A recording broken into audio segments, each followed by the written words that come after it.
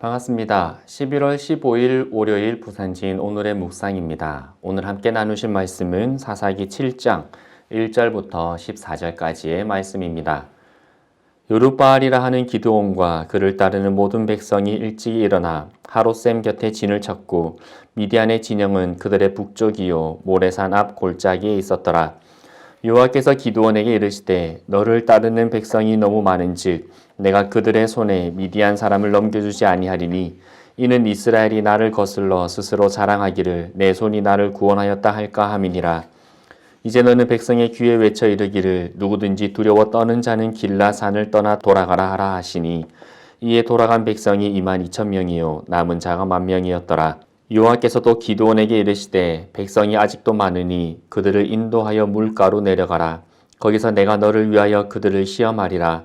내가 누구를 가리켜 내게 이르기를 이 사람이 너와 함께 가리라 하면 그는 너와 함께 갈 것이요 내가 누구를 가리켜 내게 이르기를 이 사람은 너와 함께 가지 말 것이니라 하면 그는 가지 말 것이니라 하신지라. 이에 백성을 인도하여 물가로 내려가매 여호와께서 기드온에게 이르시되 누구든지 개가 핥는 것 같이 혀로 물을 핥는 자들은 너는 따로 세우고 또 누구든지 무릎을 꿇고 마시는 자들도 그와 같이 하라 하시더니 손으로 움켜 입에 대고 핥는 자의 수는 300명이요 그 외 백성은 다 무릎을 꿇고 물을 마신지라. 여호와께서 기드온에게 이르시되 내가 이 물을 핥아 먹는 300명으로 너희를 구원하며 미디안을 내 손에 넘겨주리니 남은 백성은 각각 자기의 조소로 돌아갈 것이니라 하시니 이에 백성이 양식과 나팔을 손에 든지라. 기드온이 이스라엘 모든 백성을 각각 그의 장막으로 돌려보내고 그 300명은 머물게 하니라.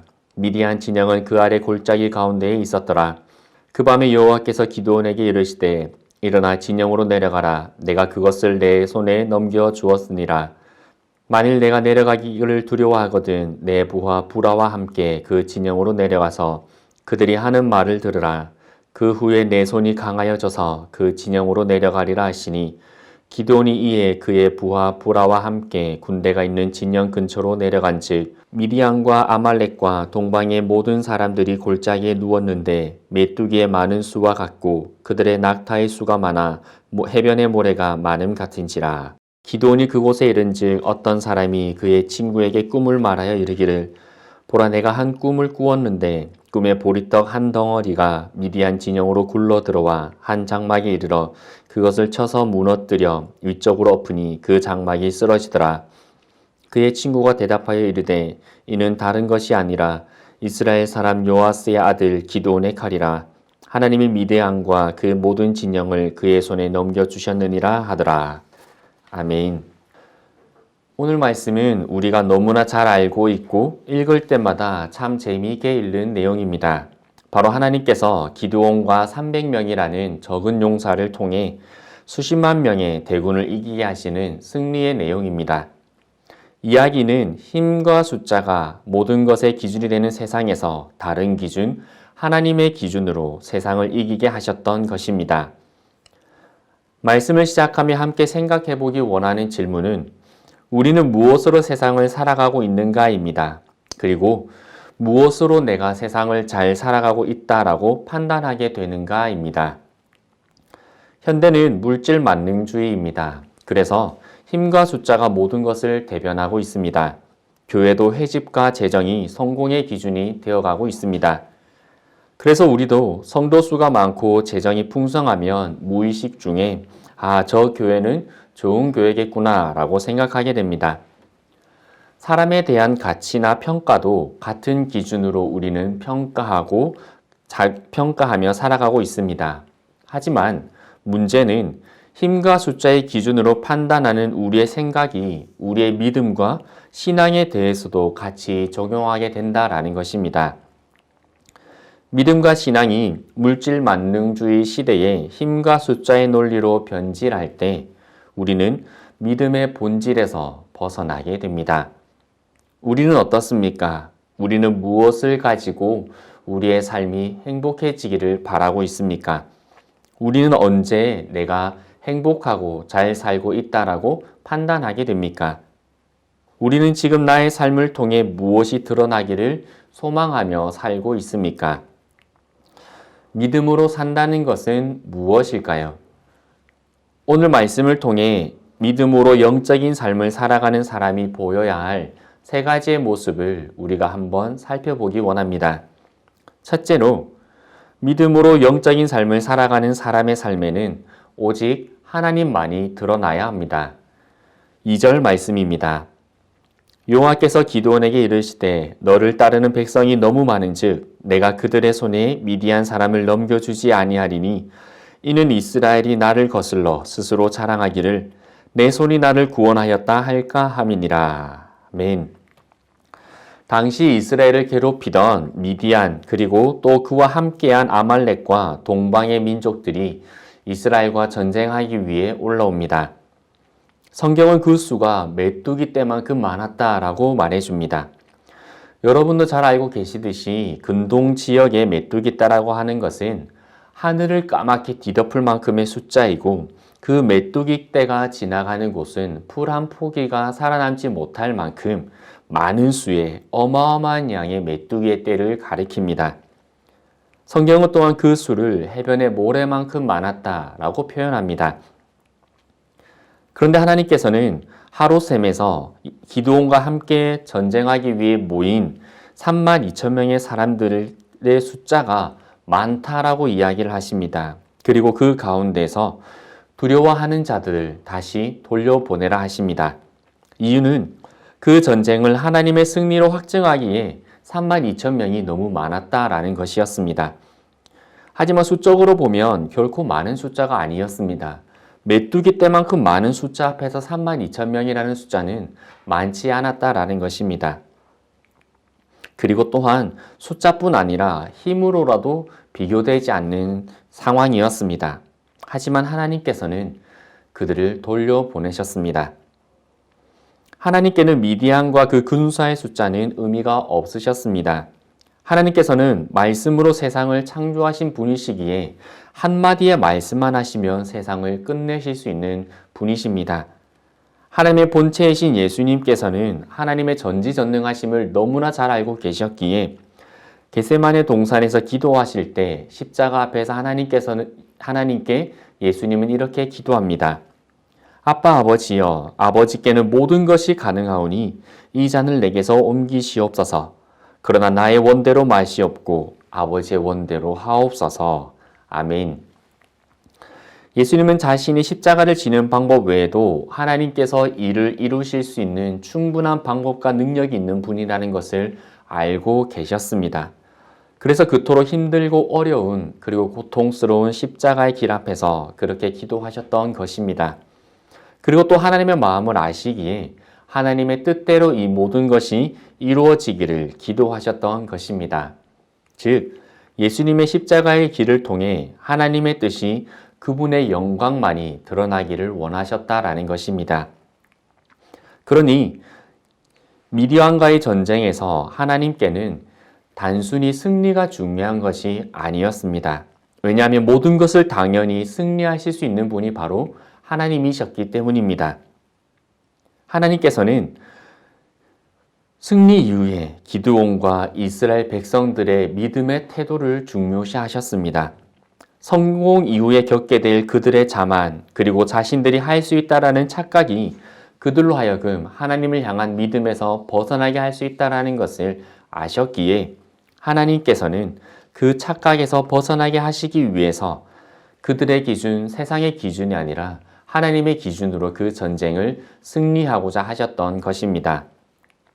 하나님께서 우리에게 원하시는 것도 동일합니다. 우리의 방법, 우리가 가지고 있는 세상의 기준으로 우리 삶을 잘 살고 있다라고 판단해서는 안 됩니다.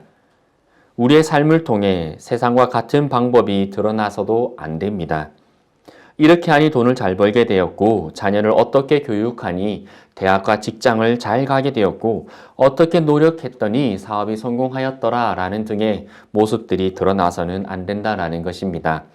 나의 것, 나의 방법이 아니라 오직 하나님만이 드러나야 합니다.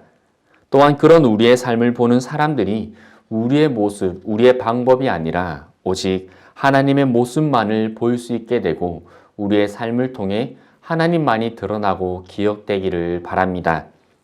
둘째로 믿음으로 영적인 삶을 살아가는 사람의 삶에는 하나님의 방법으로만 싸우는 모습이 드러나야 합니다. 4절 말씀입니다. 여호와께서 또 기드온에게 이르시되 백성이 아직도 많으니 그들을 인도하여 물가로 내려가라. 거기서 내가 너를 위하여 그들을 시험하리라. 내가 누구를 가리켜 내게 이르기를 이 사람이 너와 함께 가리라 하면 그는 너와 함께 갈 것이요. 내가 누구를 가리켜 내게 이르기를 이 사람은 너와 함께 가지 말 것이니라 하면 그는 가지 말 것이니라 하신지라. 아멘. 첫 번째, 하나님이 돌려보내심을 통해 22,000명이 돌아갑니다. 그리고 이제 기드온에게는 1만 명만이 남았습니다. 그런데 하나님께서는 군사의 숫자를 더 줄이시기 위해서 물을 먹는 방식으로 또 그들을 선별하십니다. 그로 인해 남은 숫자는 고작 300명이었습니다. 숫자와 힘을 의지한 승리의 가능성을 하나님께서는 아예 없애버리신 것입니다. 기드온 입장에서는 앞서 여러 표징으로 하나님께 약속을 받기는 했지만 고작 자신 앞에 남아있는 300명의 숫자는 너무도 두려운 숫자였습니다. 그렇기에 이제 기드온이 할 수 있는 것은 오직 하나님을 믿는 것 말고는 없었습니다. 이미 전쟁으로 올라왔기 때문에 그는 후퇴할 수도 없었습니다. 이제는 하나님의 방법에만 매달리는 것 말고 기드온은 할 수 있는 것이 없었다라는 것입니다. 가끔 하나님께서는 우리의 삶을 이렇게 사면초가의 현장으로 이끌고 가십니다. 나의 환경이 다 막히고 도움의 손길이 끊어지고 잘 연락되던 사람이 연락되지 않고 안정적인 삶이 흔들리게 하십니다. 그래서 주저앉아 하나님의 바짓가랑이를 붙잡고 부르짖는 것 말고는 할 수 있는 것이 없도록 하나님께서는 하십니다. 마치 야복강가의 야곱과 같이 우리의 삶을 몰아가실 때가 있다라는 것입니다. 형 에서와 그 군사가 자신에게로 오고 있다라는 소식을 들은 야곱은 자신이 할 수 있는 것을 다 했지만 그 방법이 정말 자신과 그리고 자신이 소중히 여기는 것들을 지켜줄 수 있을 것이라 확신하지 못했습니다. 그래서 그는 홀로 남아 멍하니 있다가 자신을 찾아온 하나님의 천사를 만나게 됩니다. 야곱은 그 천사를 붙들고 버티는 것 말고는 할 수 있는 것이 아무것도 없었습니다. 성경은 그것을 씨름했다라고 하지만 사실은 야곱이 그 옷자락을 잡고 늘어진 것이었습니다. 환도뼈가 골절되고 나서도 그는 천사의 바짓가랑이를 붙잡고 부르짖는 것 말고는 할 수 있는 것이 없었습니다. 하지만 거기에 하나님의 방법이 있었고 승리의 능력이 있었습니다. 호세아 12장 4절에는 야곱의 그 모습을 이렇게 표현해 줍니다. 천사와 겨루어 이기고 울며 그에게 간구하였으며 하나님은 베델에서 그를 만나셨고 거기에서 우리에게 말씀하셨나니. 야곱의 울음, 그 부르짖음, 그 바짓가랑이를 붙잡고 늘어지는 것이 하나님께서 그를 만나셨고 말씀하여 주시는 것이었다라고 호세아서는 말씀해 주는 것입니다. 우리는 하나님의 백성입니다. 그래서 우리의 삶은 하나님께서 책임지시고 우리의 싸움은 하나님의 싸움이 되는 것입니다. 우리의 세상에서의 삶은 혈과 육의 삶이 아니라 영적인 삶입니다. 이 일상의 영적인 삶에서 하나님의 방법으로만 살아가시기를 바랍니다. 하나님만 의지하는 우리가 되기를 소망합니다.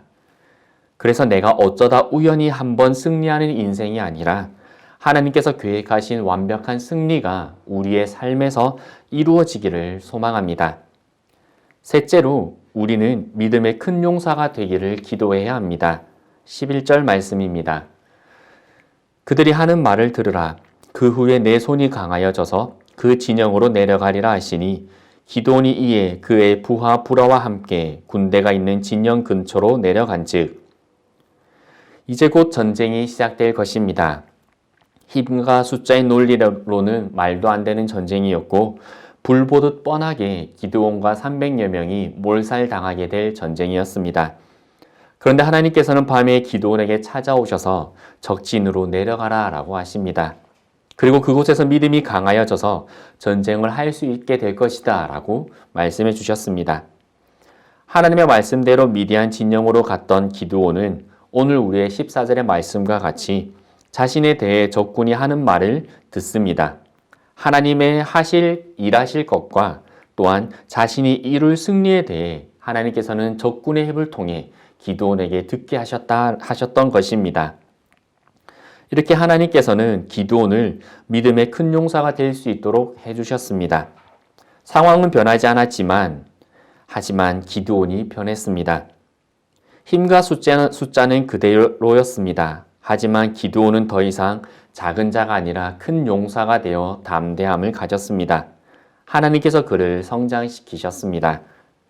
나의 삶에 역사하실 하나님에 대한 믿음이 작아질 때가 있으십니까? 하나님의 약속은 변함없지만 그리고 그 약속을 받았지만 여전히 두렵지는 않으십니까? 우리의 원수 마귀는 지금도 우는 사자와 같이 삼킬 자를 두루 찾고 다니고 있습니다. 마귀는 자신이 할 수 있는 최선을 다해 우리를 넘어뜨리려 하는데 과연 우리는 그 마귀의 공격을 이겨낼 수 있을까요? 이기는 것은 둘째치고 버텨낼 수나 있을까요?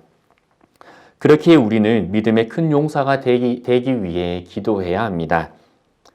우리 힘으로는 이길 수 없습니다. 내 삶에 하나님이 필요 없다라고 느끼게 만드는 것은 사단이 에덴 동산에서부터 지금까지 사용해오는 너무나 큰 무기입니다. 왜냐하면 하나님이 필요 없다라고 생각되는 순간 하나님을 의지하지 않게 되고 믿지 않게 될 것이며 하나님을 향한 믿음이 없기에 우리는 사탄의 유혹에 무너져 멸망의 길로 갈 수밖에 없기 때문입니다. 우리 힘으로는 이길 수 없는 이 전쟁 가운데에 믿음의 큰 용사가 되기 위해 기도하는 우리가 되기를 원합니다. 기도를 큰 용사로 세우셨던 하나님께서는 지금도 우리를 하나님의 큰 용사로 세우시기를 원하십니다. 그래서 하나님의 큰 역사를 이 땅에 이루며 살아가는 자로서 세우기를 원하십니다. 믿음의 큰 용사가 되기 위해 또한 그렇게 만들어주실 하나님께 간구하는 우리가 되기를 원합니다.